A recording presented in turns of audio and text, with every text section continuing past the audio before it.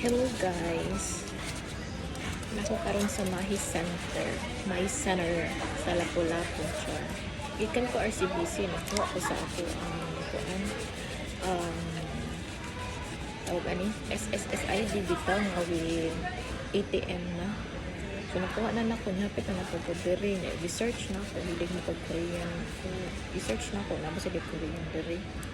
So actually na added sila. So ang tawag kay Upa Bibimbap Korean Kitchen. So akong di-order kay tteokbokki o tuna kimbap. Try ra ni nako. Lami ba kanino? Pukol lami. Na okay sa ko. Kasi sa mo mas ticket siya kasi na ba dito kasi nangayo ta ko kuan spoon and fork lang disposable pero wala man sila naa sila pero may bayad tag 5 bahala po kani mga init pa siya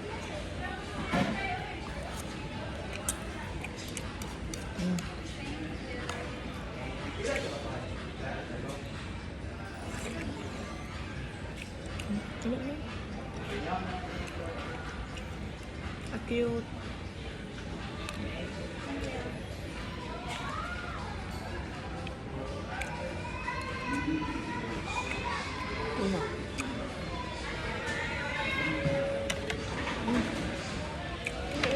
Pag-as na ko pila ka pieces ang kimbap. Yan na siya 10 daw pero 1, 2, 3, 4, 5, 6, 7, 8, 9, 10, 11, 12, 14 pieces pa.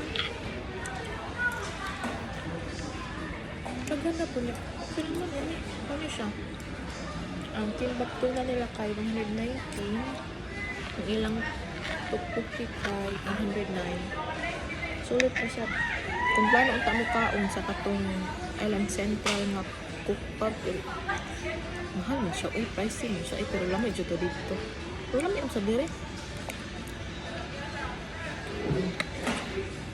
Ano siya?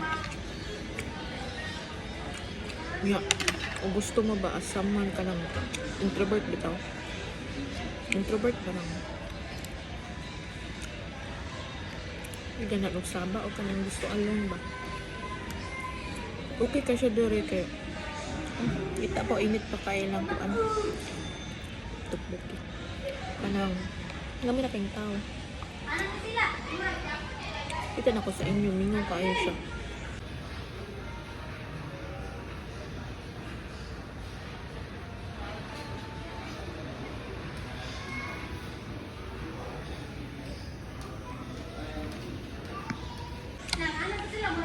Naano siya sa 3rd floor ilang food court pero ito nilang food hall ito ng normal o kanang mall food court ng tawag na to anak ang sila sa 3rd floor gamay pa mga tinta di pa kadaghan kaya kami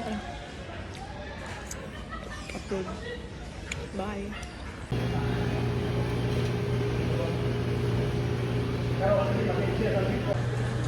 For my dessert, nag-order ko ani sa Swirling Happiness. This is Oreo Delight.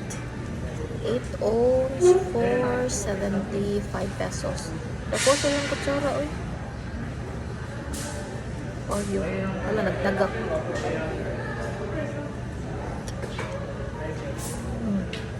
Ano siya? Kung nakabutang na sugar, pero tamis siya. Kami siya ay.